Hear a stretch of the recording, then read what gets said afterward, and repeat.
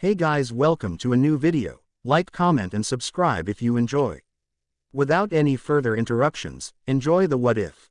Chapter 13. What the Hell Happened Part 1. Bellagio Hotel Casino, Las Vegas, Nevada. March 30, 2005, 1000 H local. Tony was sleeping peacefully until he was woken up by the most beautiful voice he ever heard. Wake the hell up, Tony. I swear to God. Shaking up the cobwebs in his head, Tony opened his eyes and saw something he never expected to be his angel. Don't make me throw this bucket of water at you. Tony tried to get up, but his pounding headache begged to differ. Okay, you asked for it. Tony felt water splash his face, and he immediately shot up. What the hell? Tony looked around to see what's happening and where is he. He looked like he was in his hotel room. The weirdest thing was the only other person in the room as his personal assistant, Virginia Pepper Potts. Pepper used to work for another scientist entrepreneur until she finally had enough of the flirting of her boss and left. Stark Industries later hired her as an accountant for their finance department. Her diligence and detailed work in the department caused her to find some discrepancies in an account. After her immediate superior ignored her findings, she marched her way towards the office of Tony Stark to report what she saw. Pepper caused a scene at Tony's office when she wasn't allowed to meet him. In a natural reaction of Tony Stark's personal bodyguards, they pepper sprayed her. When Tony Stark got out of his office and saw the aftermath of the commotion, he laughed hard. This event would leave such a great impression on the CEO that he pulled her out of the finance department and made her his personal assistant, and more importantly, Tony gave her the nickname Pepper. Pepper continued to grow and develop being under Tony Stark's personal employ. This is not because Tony taught or guided her. No, this was because Tony basically put her through a trial by fire. Whether you love him or hate him, Tony Stark is an undeniable genius who appears once in a century. This genius caused Stark Industries to grow from a technological research company to a multinational conglomerate focusing on weapon manufacture. Tony's corporate ability enabled him to make the company flourish, but he was never enthusiastic about running a company. He only wanted to tinker and invent new stuff. This trait caused Tony Stark to place Pepper Potts in a position that would allow her to do basically everything Tony was supposed to do. Pepper's sudden predicament forced her to learn the ins and outs of the company.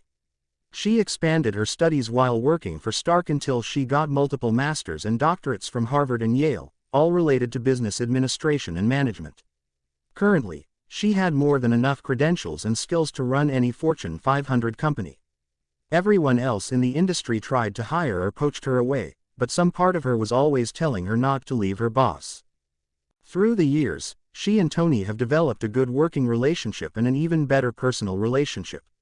Pepper had somehow applied order to Tony's chaotic lifestyle. The only part of the job she now minds is she had to take care of Tony's one-night stand. But that's not why Pepper is so angry this morning.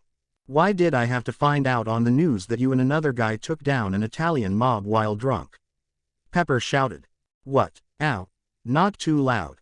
A hangovered Tony asked. I don't know. All I know is what the news is telling. The Las Vegas Metro PD and the FBI are trying to get hold of you, trying to make sense of a situation. Your lawyers are trying to contact you too. What the hell happened, Tony? This is one of the worst things you've ever done. Tony was seriously worried about what happened. He tried to recall what happened last night. He tried to remember what happened last night. Tony remembered that he, Elon, Kobe, Floyd, and his invite, Naruto, was playing poker with Happy as the dealer. Naruto was destroying them until one by one they folded out except for himself. Flashback start. I'm tapping out while I still can. You're seriously like the pool shark of poker. Elon said while collecting his chips. I'm going back to my room. You should fold out too while you still can. Elon finished, referring to the small stack of chips on Tony's table. He barely got $3 million left while all the others pulled out when they reach around $50 million left. They saw that it was pointless, and they would only lose money to Naruto. Tony's only answer is a nod with a grunt. He is already a little bit wasted, indicated by the half-finished bottle of bourbon by his side. Happy is at the dealer's side of the table, absolutely enjoying the poker beatdown the kid was giving his boss. Elon said goodbye to both Naruto and Happy. He took one last drink and left. Tony looked back to see Elon go out of the room, thinking about folding out of the game right now. Only Stark's ego and overwhelming alcohol are pushing him to keep playing. He looked back at Naruto and asked. Next round. Naruto looked at Tony a little bit weirdly. He knew that Tony took the most hit during the game because of his aggressive game style. The chips he had left could only cover the small blind, but he has to cover the big blind for the upcoming round. Are you sure? Naruto finally asked. "'Cause I'm okay with covering the big blind again. You'll just have to go all in as your opening bet." Tony rechecked his chips and saw that Naruto was right.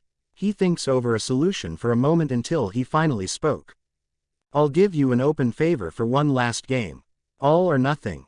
"What good is your favor? I got almost $350 million here with me. Why the hell should I say yes?" Naruto said, baiting the CEO for more. Tony acted offended at Naruto's statement. "I'm Tony Stark, one of the richest and smartest men alive. I could literally put you on the moon, and here I am, basically giving you a blank check," Tony said exaggeratedly. "As long as Pepper is not entirely opposed to it." Tony finished with a little fear in his eyes. Pepper would skin him alive if he gave another person one of those open favors without running it by Pepper first. Happy laughed hard when he heard the last statement. "Who's Pepper?" Naruto asked the laughing bodyguard. "She's Tony's personal assistant and nanny." Happy said the last part as a joke. Naruto giggled a little bit at that, understanding the jab on Tony's personality. Naruto looked at Tony and said, "Make that 5, and you have a deal." 3. Tony countered while extending his hand. Naruto was going to shake Tony's hand, but before he reached it he said, "3 in a room in your LA residence, and you're going to teach me engineering and computer stuff." Happy gave Naruto a weird look, but Naruto only shrugged. "I just moved to the US, lost most of my stuff, and I have nowhere to go. This would solve that problem and learn something new." Naruto defended himself. "Don't worry, though, I'll be traveling for a while." Naruto then looked at Happy and said, "You can even check my background if you like." Tony agonized it for over a second. He likes his solitary lifestyle, and adding this unknown guess might shatter that. On the other hand, the kid would like to learn something from him, and his ego liked that. That was the tipping point. "Deal." The two of them shook hands. The result was as expected. Naruto won without much difficulty. This caused Naruto's finance to grow to $410,489,374. He also got a temporary home base and 3 blank checks on one of the most influential men alive. You really have the luck of the devil," Tony said while pouring himself another drink, looking at Naruto, packing the chips in his bag, almost making it burst at the seams. "Leave it there. I'll just have the manager and cash it tomorrow. I'll even cover the fee. I own this place anyway." "Really?" Naruto asked. Seeing Tony nod, he just left it on the table. He then stood up, fixed up his jacket, and looked at Tony. "Well, I'm leaving. When and where are we going to meet tomorrow?" Naruto asked. Whoa. Hold up there, sunshine. You just made me lose a whole lot of cash, a room, and a lot of my time in the future. At the very least, you're going to have a drink with me," Tony said, stopping Naruto in his tracks. "But I don't drink, and I have to find a place to stay," Naruto countered. "Nope, we're going to have a drink and talk like men," Tony said, urging Naruto to accept. When he saw Naruto sat down again, resigning to his fate, Tony looked at Happy and said, "Take the night off, Happy. You look like shit." Happy thought for a second before nodding and going to one of the spare rooms. "What's your poison?" Tony asked. "I don't know. I only ever tried sake with my grandma," Naruto said. "Damn, your grandma's hardcore." Tony poured 2 glasses of bourbon and handed one to Naruto. "You should try that one." Naruto took it and stared cautiously at the amber-colored drink. He took a small sip at it to taste it. Not bad." Naruto looked contemplative for a second before saying, "Yep, she really was. I can't believe I only met her when I was 13. Why's that? I only met her when my godfather, which is also my grandfather figure, tried to find her.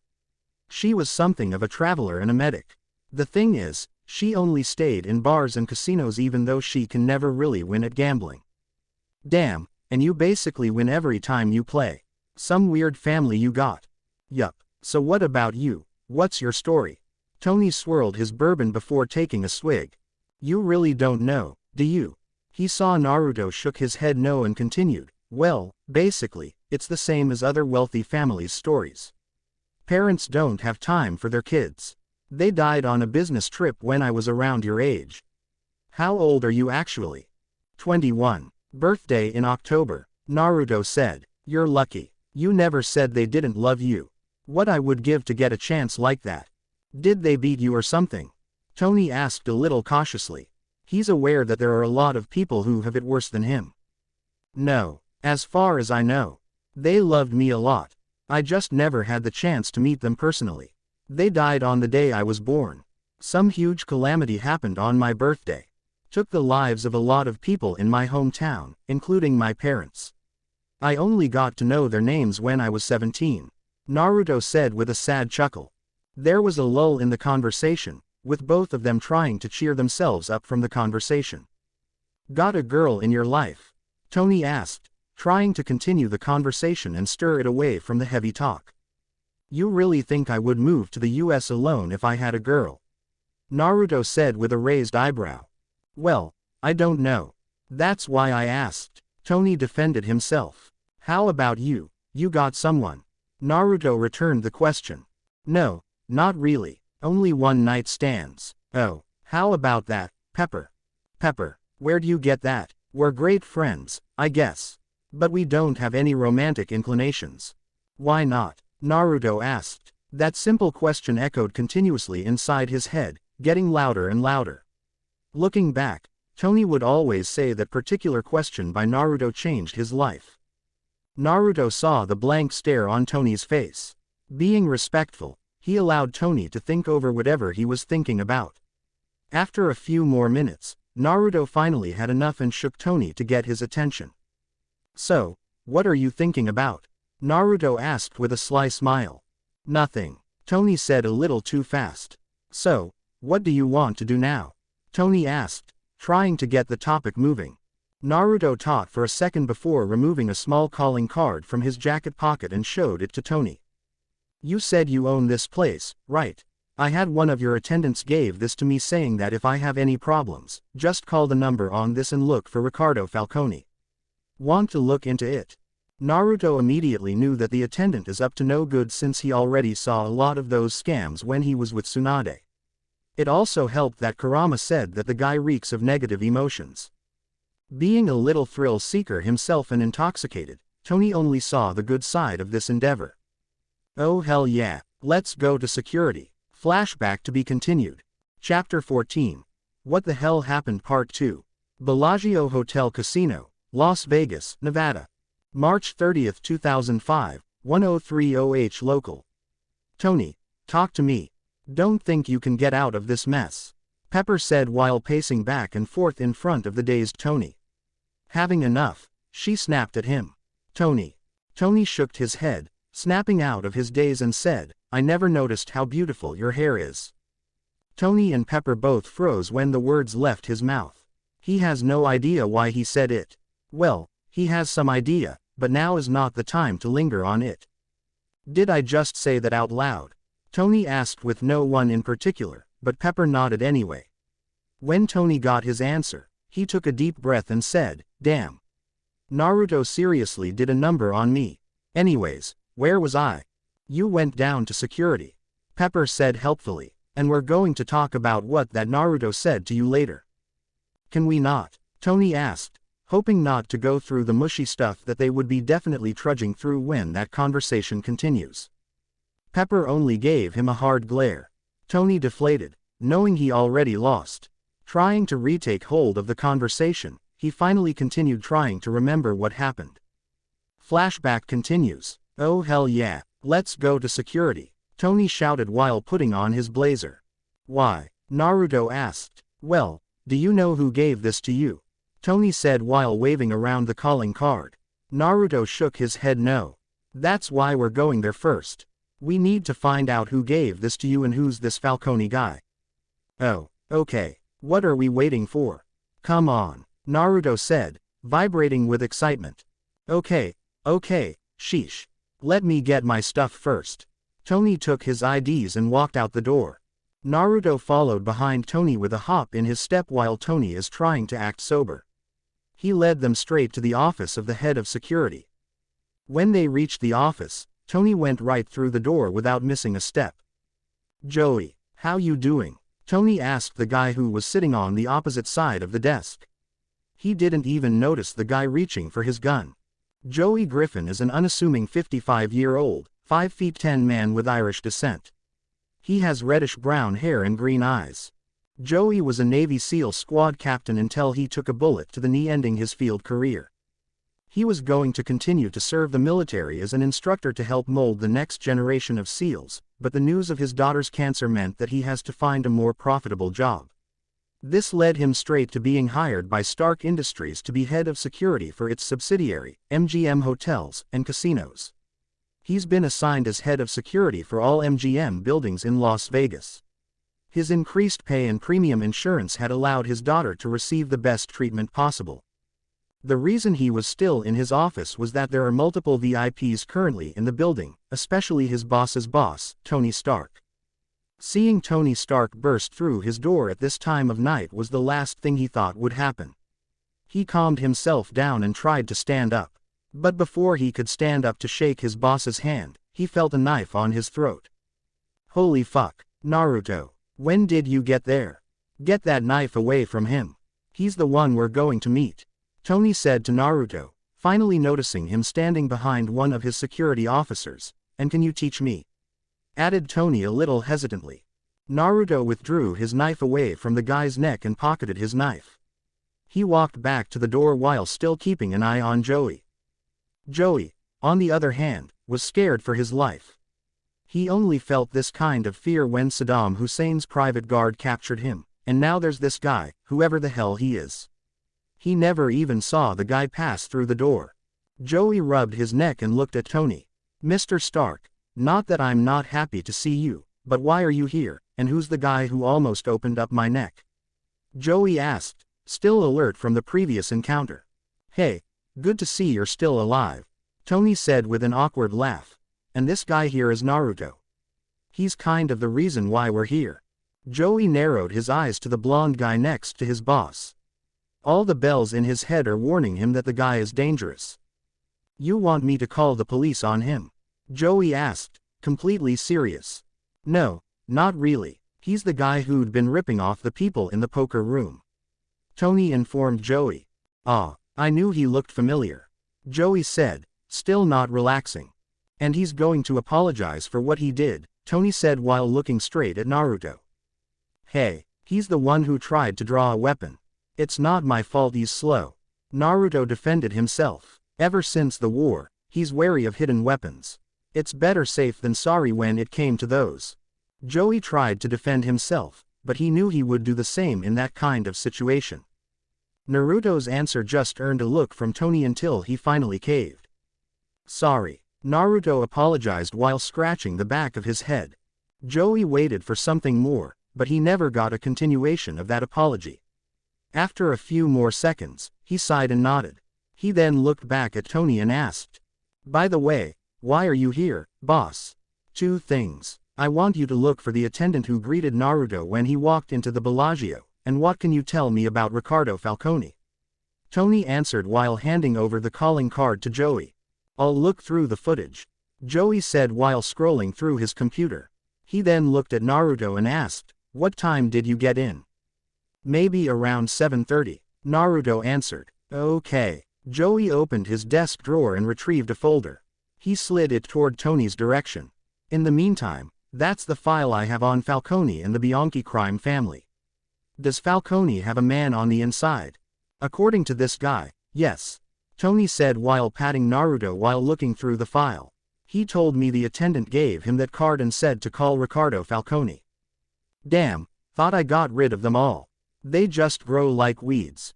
Joey said while still scrolling with the CCTV footage. Got it, it's Morris Grant. He's got almost 5 years with us. He said and looked at Tony, who placed the folder on the desk. I'll take care of it, sir. Have a nice night. Okay. Have nice night too, Joey. Tony said and left. Sorry again about the thing earlier. Naruto apologized again before following Tony. When they reached the elevator, Naruto asked, "What now?" "Well, I saw 3 main locations for the Bianchi crime family. We can hit them all tonight," Tony said with a smile. "Wait up, you're not coming with me. Do you even know how to fight? Or use one of those guns? Do you even have one of those?" Naruto said while thinking about the mess bringing a civilian in a fight. "Hey, of course, I know how. I'm the CEO of a weapons manufacturing conglomerate. I designed and built more than half of what we sold," Tony said proudly. "Do you even know where you are going?" he asked, knowing the answer. Naruto hanged his head low for that minor oversight. The elevator door opened, showing the parking garage. Tony walked to a closed gate and placed his palm on a console. The whole gate lifted, revealing 2 cars, a black Hummer 5 and a hot rod red Ferrari Enzo. Tony walked over to the Hummer's driver's side door and got in. Naruto followed and got in the passenger side door. Tony started the car using the key from the visor. He then opened the glove and central compartment, revealing an FNF 2000 and a Beretta 92FS, each with multiple magazines. Tony looked at Naruto smug and said, "Yes, I have some of those guns. All right, I'm going to take point. You trail behind. Try not to use that on anyone. We don't want them dead. We wanted them captured by the police. Got that?" Naruto laid out the plan. He could use shadow clones, but where's the fun in that? "Why do you got to go first? I'm the one with the gun," Tony countered. "You got almost no experience based on your reaction to Joey. You're a civilian. You're drunk. Take your pick," Naruto listed. "Besides, I don't need a gun. I'm a close and personal kind of guy. By the way, can I have those shades?" Naruto said, the last part pointing to the Ray-Ban Aviator Classic shades on the dashboard. "Sure, go ahead. Don't see the reason why you would need those when it's dark out." Tony pointed out the obvious, ignoring the rest of the Naruto's statement but following his plan nonetheless. Naruto knew that wearing shades in the dark is stupid since it leaves you almost blind, but he's not going to use it to keep out the light.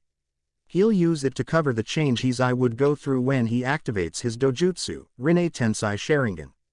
Or simply Shinigami because the full name is such a mouthful, and the death god is such a massive part of his life. His own dojutsu is the result of the equal parts mixing of Senju and Uchiha blood, forming the Rinne Sharingan. The Tenseigan, the final form of the Byakugan, much like the eternal Mangekyo Sharingan is to the Sharingan, was a byproduct of Kagaya Otsutsuki's blood mixing with his own. The process almost killed him, but he survived due to his Uzumaki vitality and Kurama's Yuki. The Shinigami combines all the best parts of the 3 dojutsus, making it the ultimate dojutsu. It allows him to see chakra networks and tenketsus, 3D X-ray vision up to 10 kilometers away, eidetic memory, telescopic vision, and a whole lot more. Tony stopped the car next to an apartment complex. He took both of the guns and 2 spare magazines before he looked at Naruto. Seeing that Tony is gearing up, Naruto slipped on the shades and activated his eyes. He can see 8 guys with weapons and an unarmed guy sleeping all on the top floor.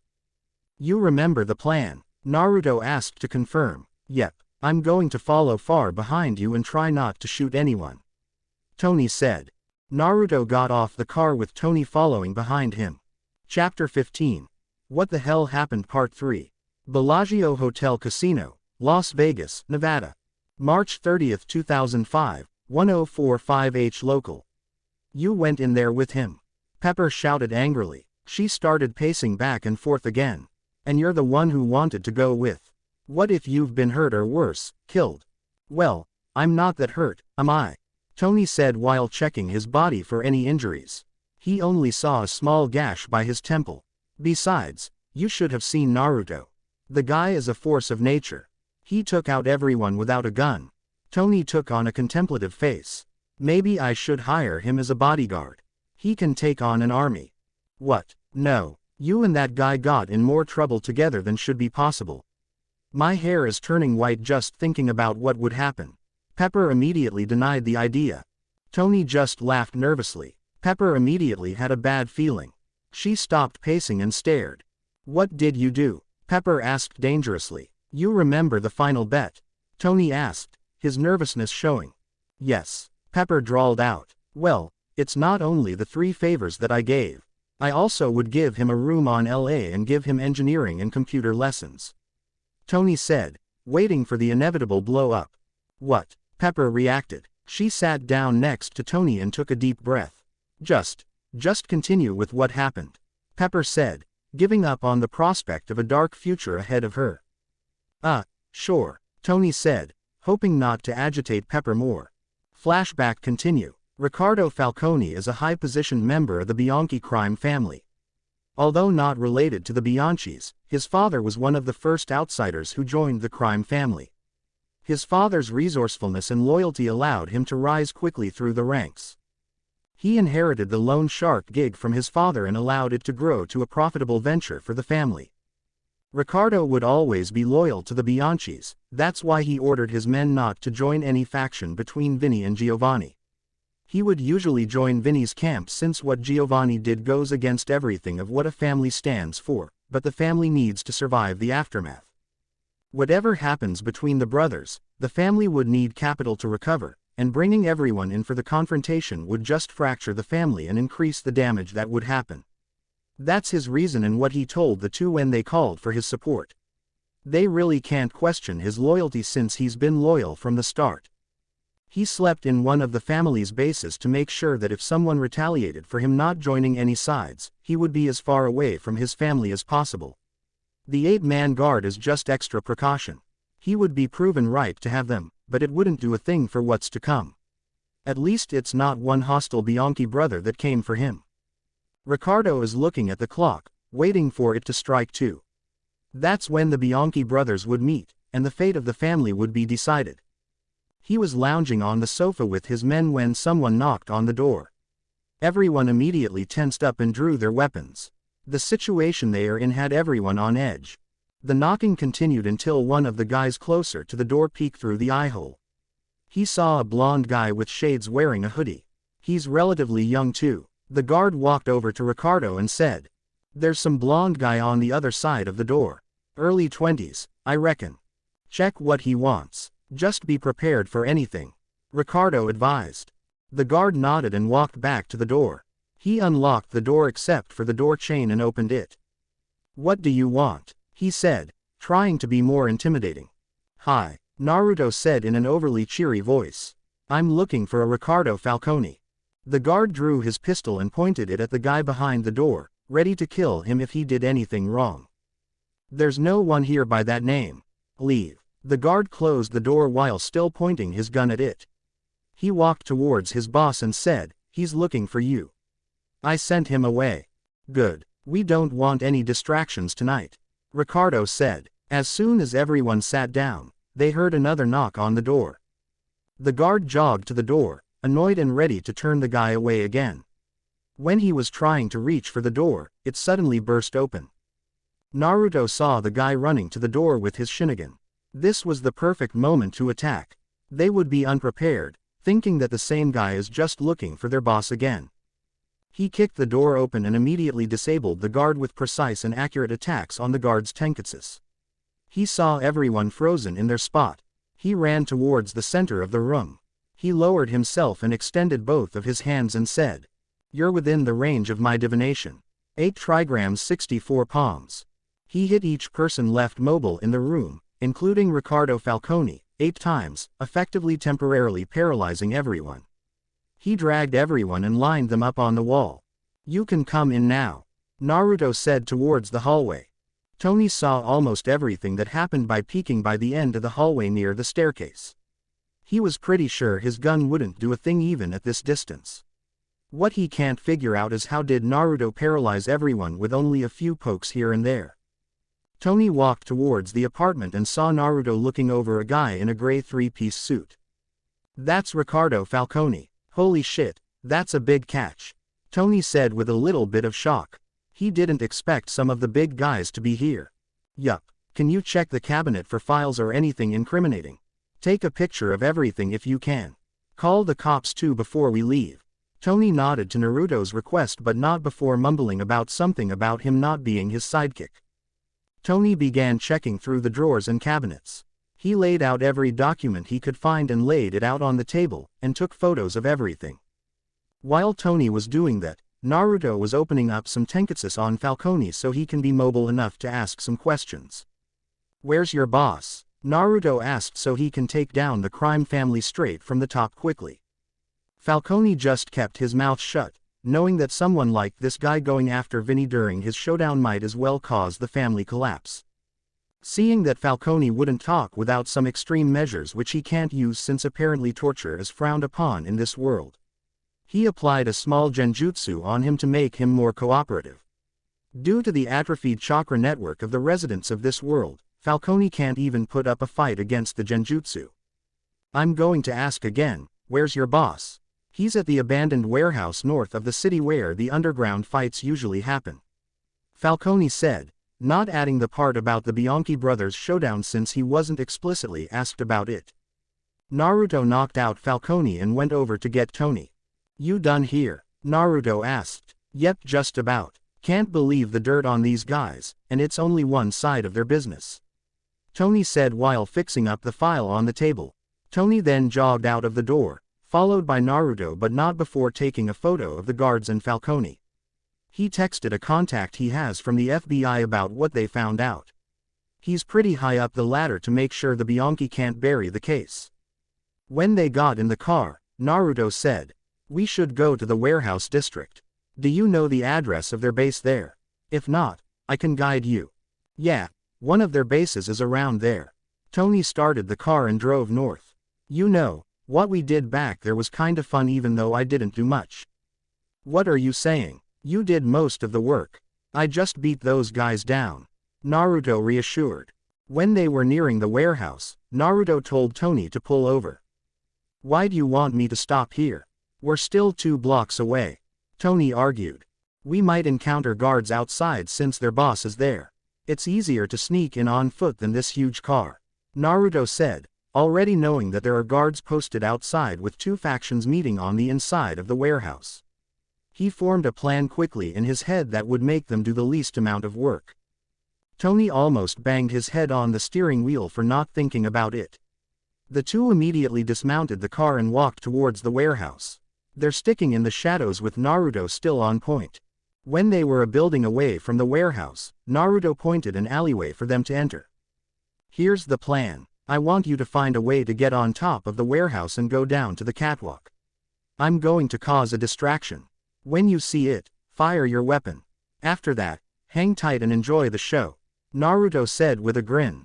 Tony had no idea why Naruto would plan something like that, but seeing Naruto operate, he just decided to trust Naruto with this. But still, he has a question. "What's the distraction?" Tony asked. "You'll know it when you see it," Naruto said. Tony just nodded to the vague answer.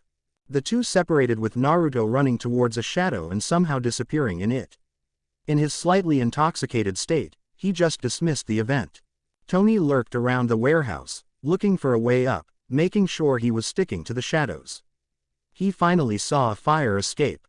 Tony climbed up the ladder. He looked around to look for any guards. Seeing none, he proceeded to go to the skylight and drop down it to the catwalk. Naruto's plan finally made sense when he saw the scene inside the warehouse. He didn't even question how he knew. There looks like 2 groups with the 2 older guys leading the groups.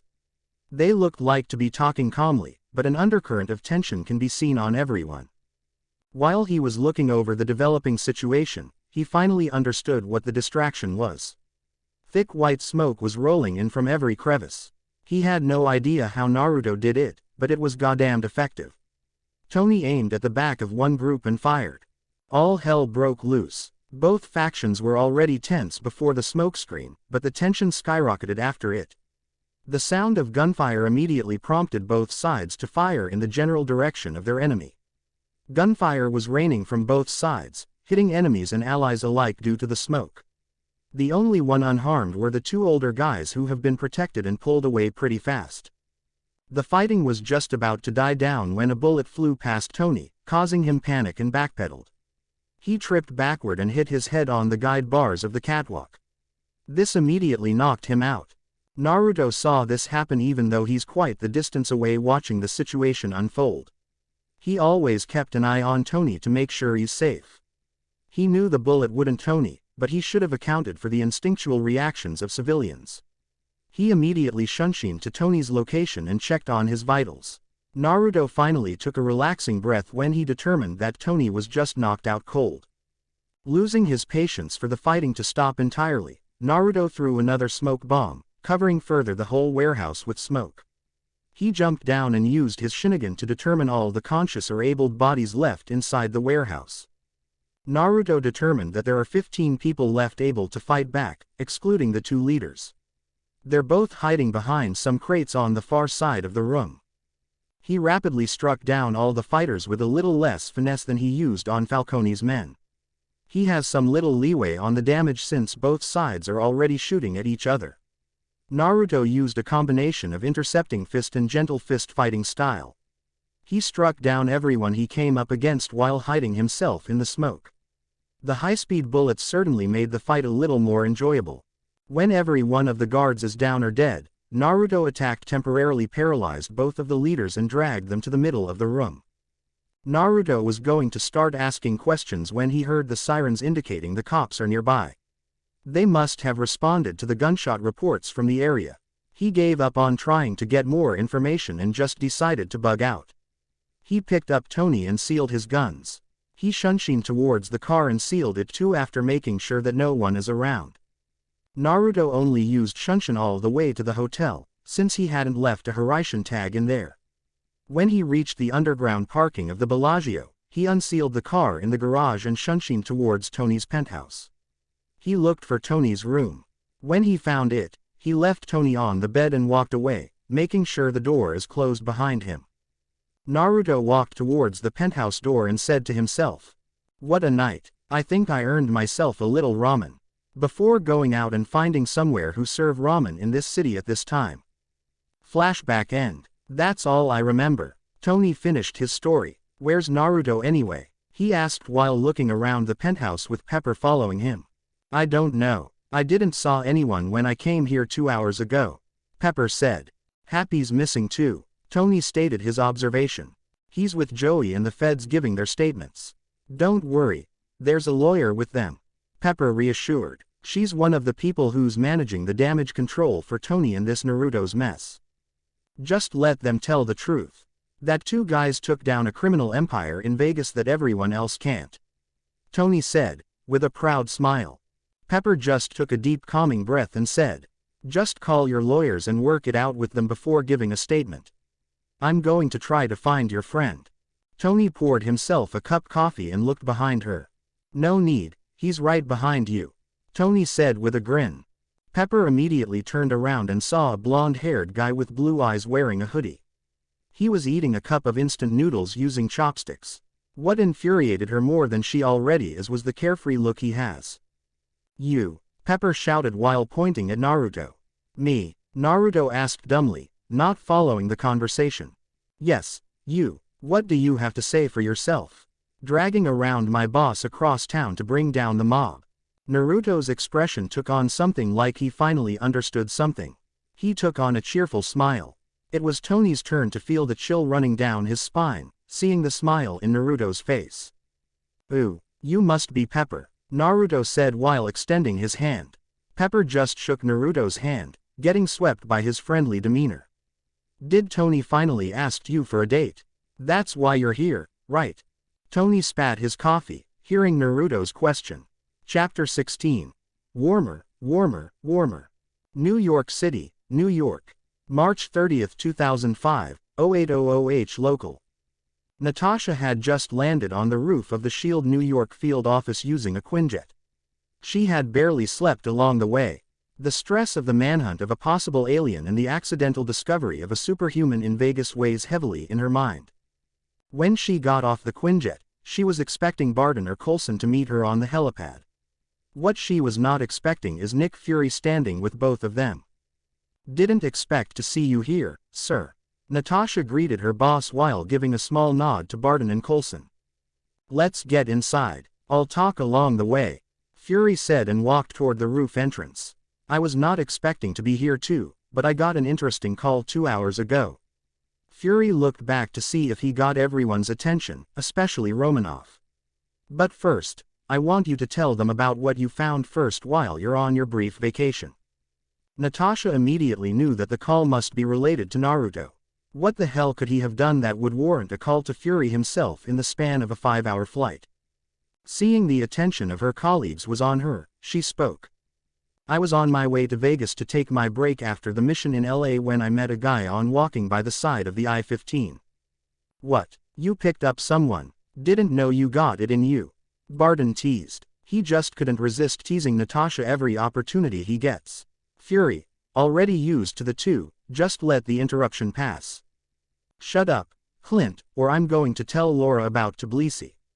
Seeing Barden effectively cowed, Natasha continued, anyway, the guy had nothing on him except his clothes.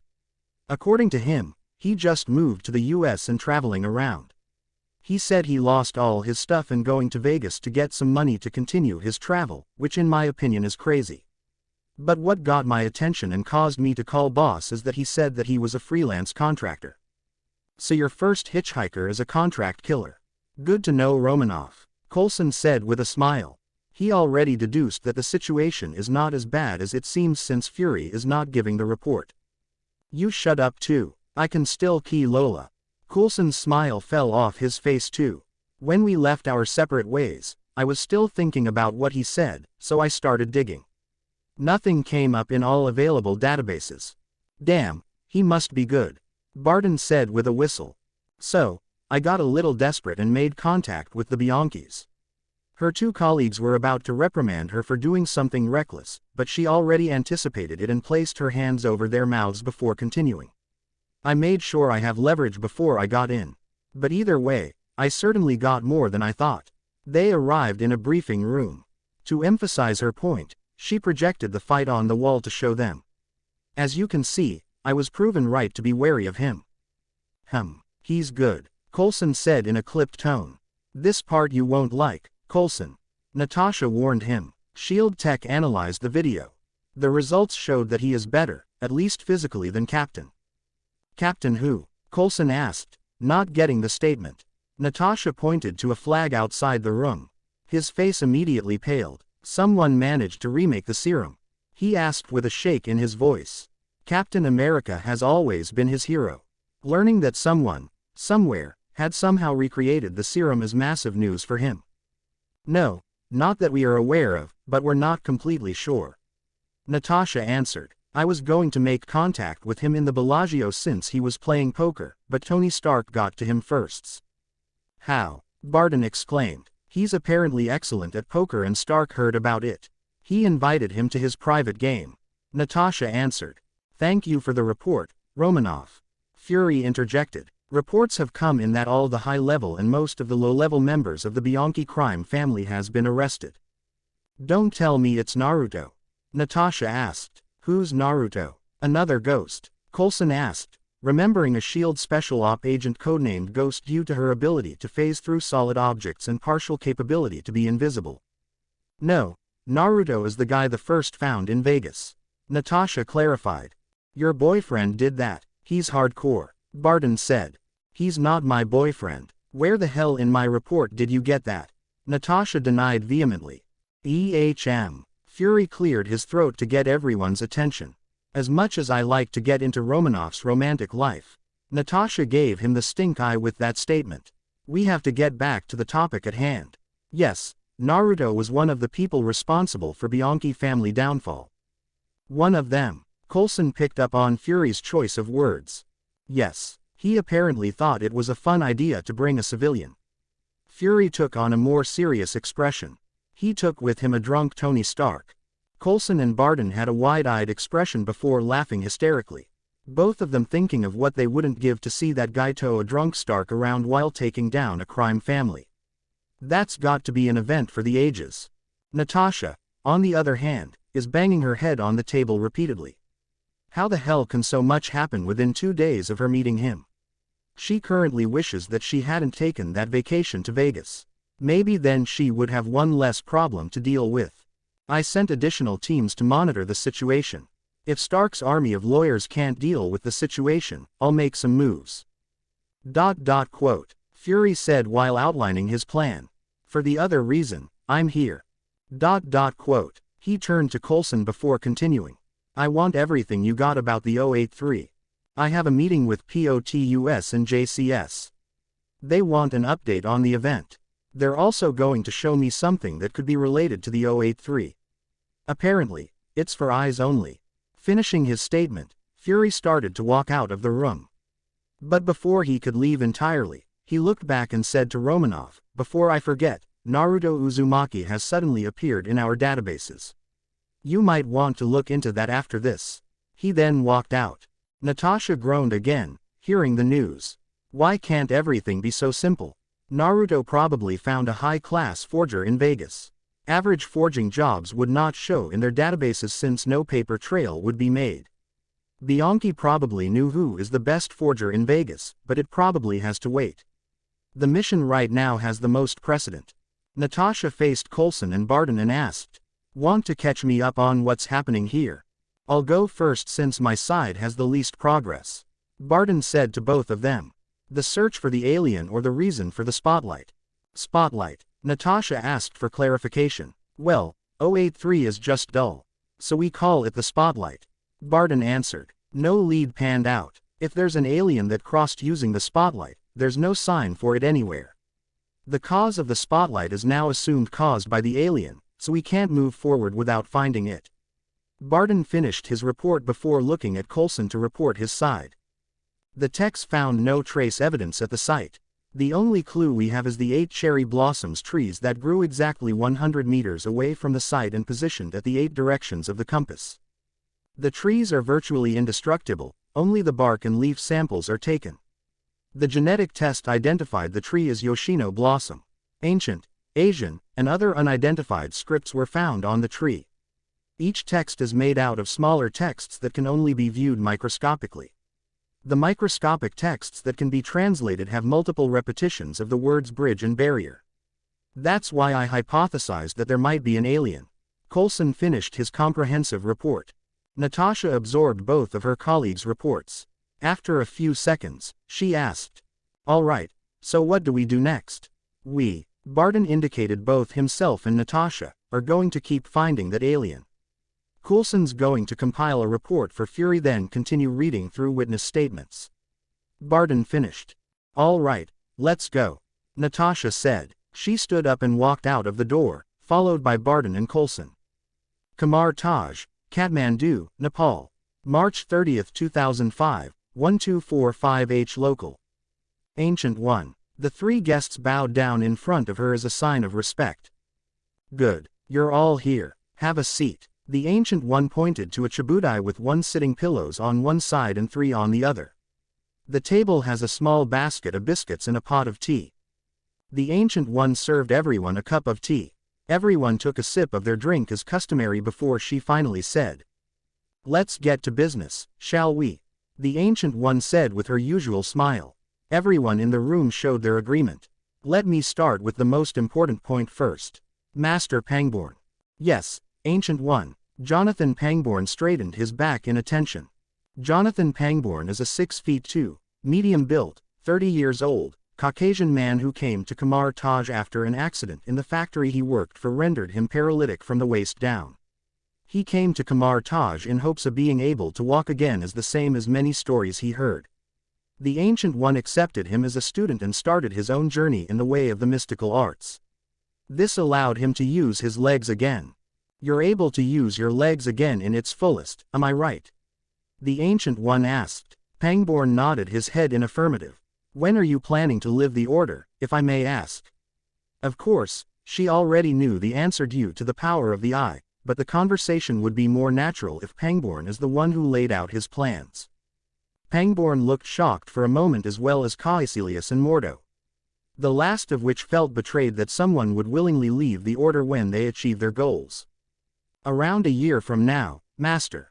Pangborn finally answered. Good, she said. This drew shocked expressions from the people in the room. They would have thought she would be against Pangborn leaving. But not good enough. I want you to leave immediately. It seems like this whole conversation would continue to shock them all. Nobody heard the Ancient One ask someone to live. May I ask why, Master? Pangborn asked with a shake in his voice due to nervousness. The Ancient One just smiled, enjoying drawing these reactions. Being centuries old, entertainment becomes a scarce resource. For your final mission, of course, she said. Pangborn drew a calming breath, hearing something to reassure him. He really wouldn't want to be on the Ancient One's wrong side. As you would leave the Order anyway, I'm giving one last mission for you.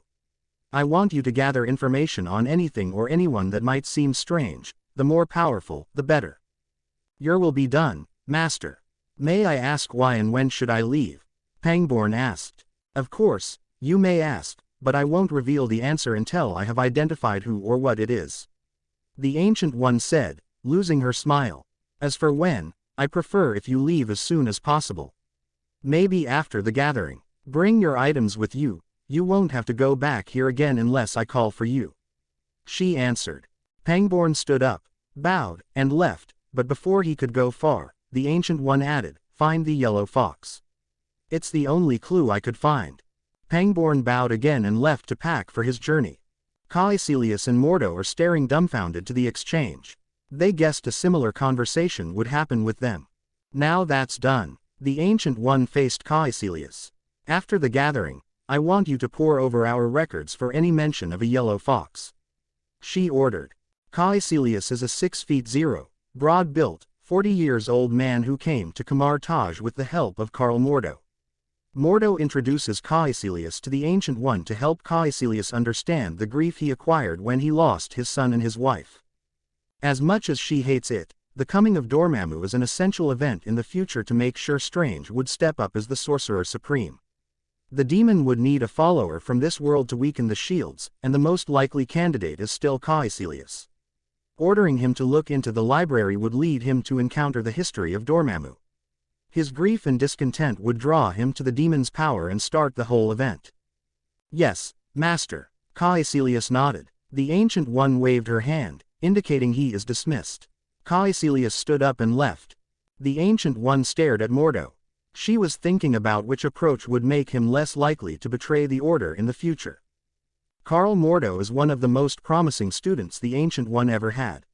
He's a 5'10", broad-built, 45 years old, African-English man.